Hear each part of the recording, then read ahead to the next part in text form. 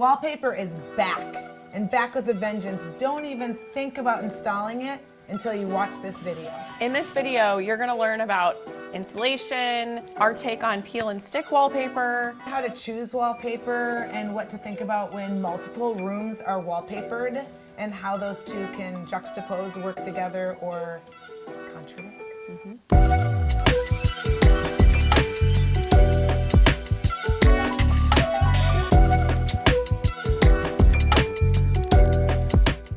Removing wallpaper is no joke. Alfredo here has been here all day yesterday and all day today, and he has been spraying a solvent, basically a water solvent, on the existing wallpaper that was installed probably 14 years ago. He has been using a scraper to loosen the existing wall and wallpaper, spraying the solvent, and then slowly but surely scraping away each foot of wallpaper by hand. What we're learning is that the glue that was used back then is way more difficult to remove now. The glue has improved so much over the years that, lucky for you all, if you're installing wallpaper today with today's glue, in 10 years or 5 years or 3 years, if you want to change out your wallpaper, it's going to be way easier for the remover. But right now, this has been a nightmare. This wallpaper, as you can see in some of the videos, has like these almost like mountain gray spots that were a little bit metallic. It was a different material than the white background, and that's something to remember, is that something is happening on the wallpaper that's different, it's going to adhere to the wall differently. None of the little gray mountains were removing with his solvent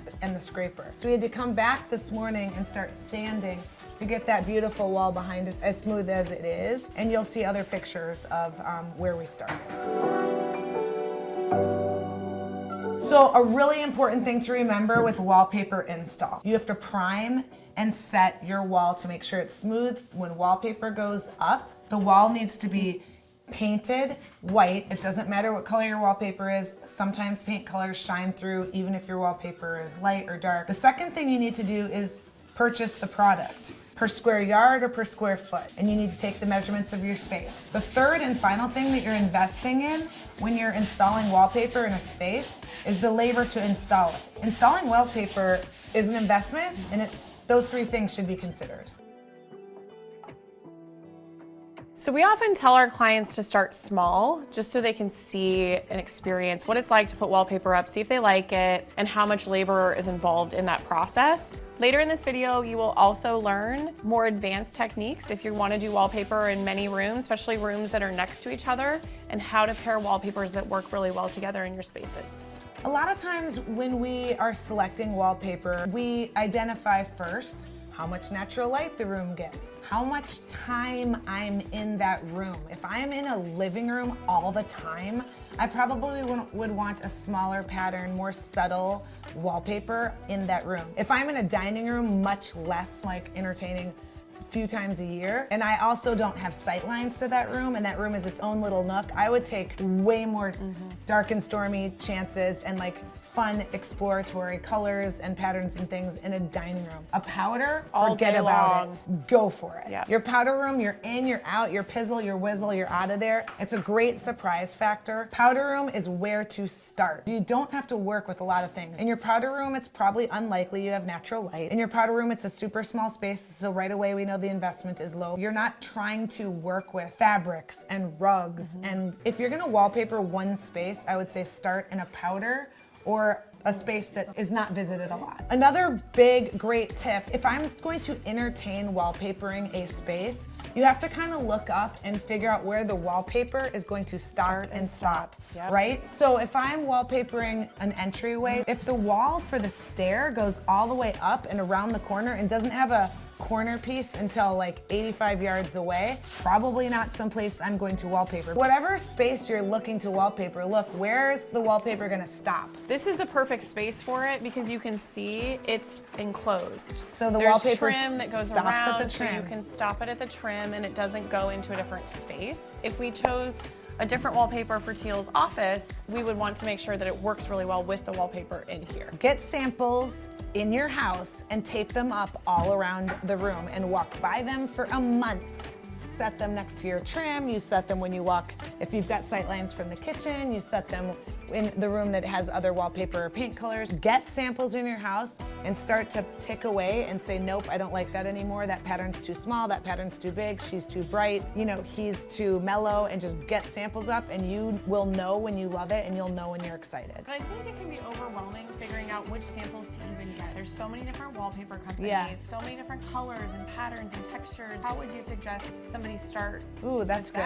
Just like fabric, you look at wallpaper and you say, what is the repeat? That is the repeat of the thing that you're looking at, whether it's a dot, a flower, a sailboat, a huge flower. Look at the repeat of the wallpaper. Do you have a space that's larger that would be conducive for a larger repeat on your wallpaper? Do you have very busy rug and you want a smaller repeat on the wall because you have a busy rug to be subtle and just add texture? You do have to start thinking about what's happening in the rest of the room to select your wallpaper experience. I think the one thing I'll say about wallpaper too to consider is how it's printed and how it's made. Hand printed wallpaper that's like handmade and an artist makes it and produces it is obviously way more expensive than machine printed. And then there's different types of wallpaper that have texture on them, like a grass cloth. There's wallpaper that have velvet or embossing. How is it made and what actually is it? And that might support the price point of it. Yeah, I mean, and back to the conversation around taking chances, like a powder room, that's where you would explore something that's outside of your comfort zone, like animal print. If it's a rental home or an Airbnb that you have, those are the times to go crazy. Again, to your point, like you want to put the samples on your wall of a space that is yours, that you're going to be living in, and make sure you love it. So 3 things to think about when you're picking wallpaper in your home is 1 is what's your paint color and how does it go with the wallpaper samples that you have selected. 2 is what are the fabrics or rugs. And 3 is how much risk can you take? If you've got a dark and stormy wallpaper, you're gonna need some sexy brass kind of metal elements or natural light to bring it to life. Otherwise it's gonna look, sad.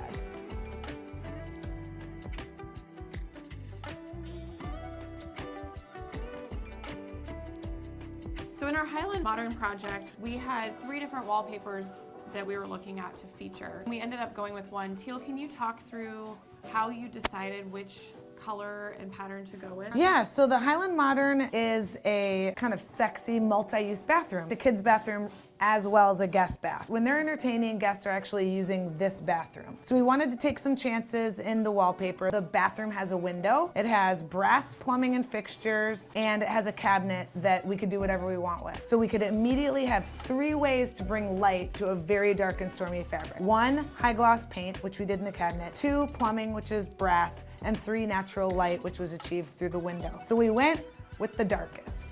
We then selected the color of the vanity and put it in a high gloss, and we pulled one of the colors out of here. You could have gone lighter if it wasn't a kid's space and you wanted it to be a little bit more elegant. We could have done a lighter color or even way darker. But again, using the wallpaper as your palette for how to select your paint. So here we have an example of a really fun pattern with tons of color.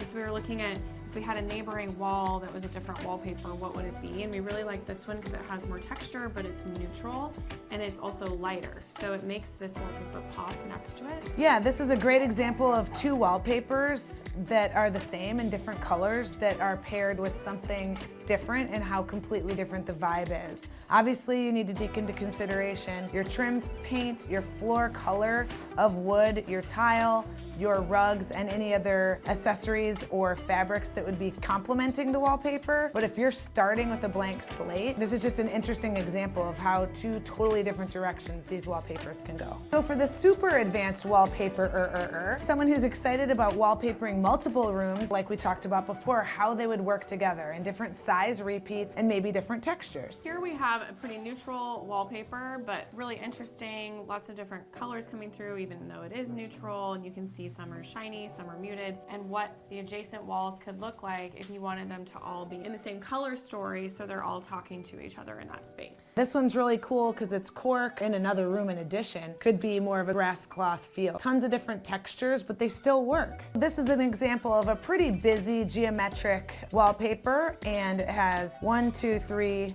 for 5 different colors, almost 6 different colors in it. On its own, it's pretty exciting. It's very textural. And if you had a wallpaper that was in an adjacent room, you would pull one of the colors, which I see here is a green, or this lighter and cream with the cork kind of vibe. It's a little risky because this is texture and that has a lot of texture. So if I had my choice, I'd probably go with these two.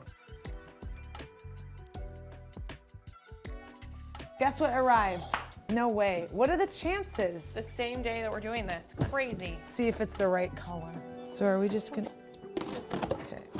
So the big scare is always, did you order enough wallpaper? So, ooh, do we love it? It is out of my comfort zone, you guys. They package it with wallpaper scraps. I mean, I am a little scared, but I do think that it's gonna be cool. It's gonna be great. Here we are in the office. I got really excited. I was recently super inspired by one of my favorites, Kelly Wearstler, and my best girlfriends and I went to the Austin proper. Maybe it was the company or the birthday or the drinks, I'm not sure, but the wallpaper I just immediately vibed with. I did look up the wallpaper and Kelly is amazing and she used fabric on the walls and that was not in my budget. I got inspiration and then figured out a way to make it work for me. The inspiration took me to a paper wallpaper, which is much more affordable. You know, I wouldn't look at this wallpaper and think that that would be my #1 taste, but it's going in an office. I do want to be a feminine and expressive and kind of enclosed space to tell the story of my little floral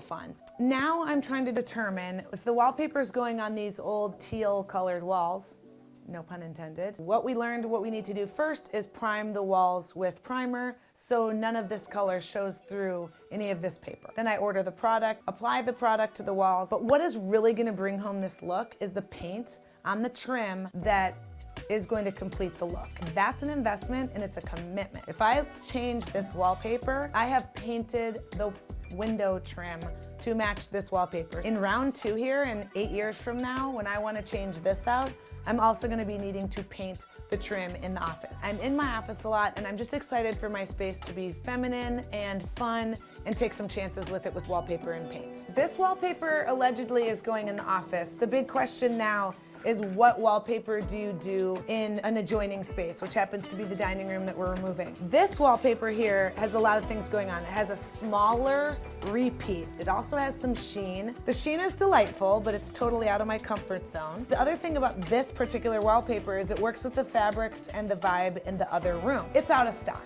So now I have to start over and I have no idea what to do. So Wendy, a couple options were to play off the green. This has like a silky, if you feel it, it kind of has a silky texture and it has some interesting, what we would call geometric shapes. I'm really struggling because these two, yes, the colorways sort of go, but they have a completely different vibe. Another route to go would be like a solid, which I would never do. I'm not gonna invest in wallpaper and go so plain. A lot of people do, I just can't do it. But some of these are really cool. They have a texture feeling and they have kind of this blush vibe. Wow. So it is pretty. It seems so boring and so hard to do a plain wallpaper next to this fabulous wallpaper. There's a repeat square rectangle. Stay where here. you are. Can I use this paint? I could argue that I could just paint in here. You could paint it while you sit on this and think about it, but this is gorgeous. I actually disagree with you. Okay, good. I think there's a ton of texture in here,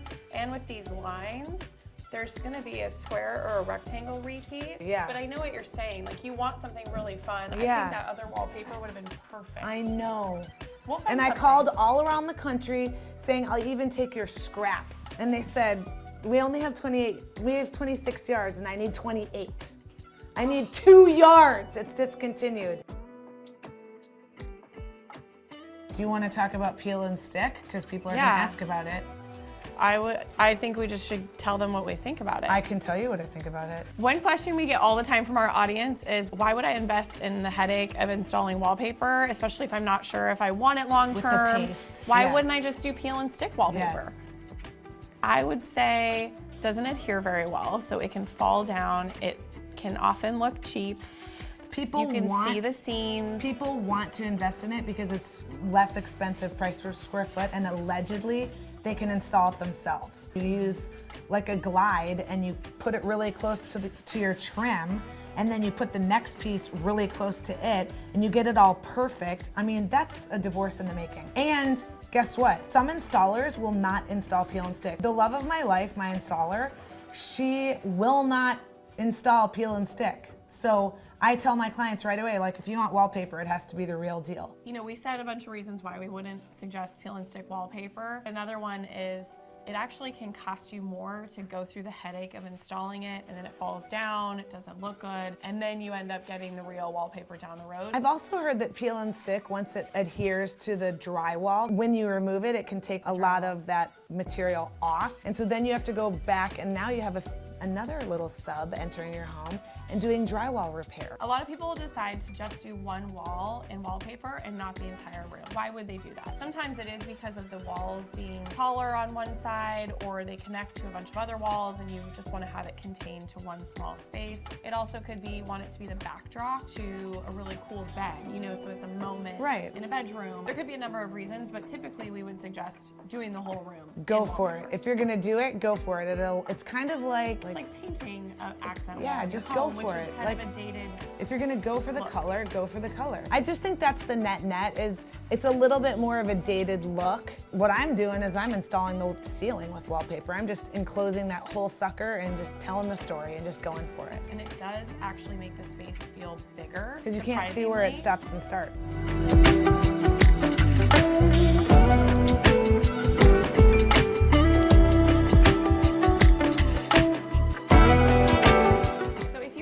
Video, check out Instagram, where we have smaller, short form digestible clips that will address some of your design challenges. And we will have stories and things that you can follow that gives you up-to-date mistakes and tricks and good things that are happening. We'll leave you with that. Should we do another? Yeah. I actually think we just ended that.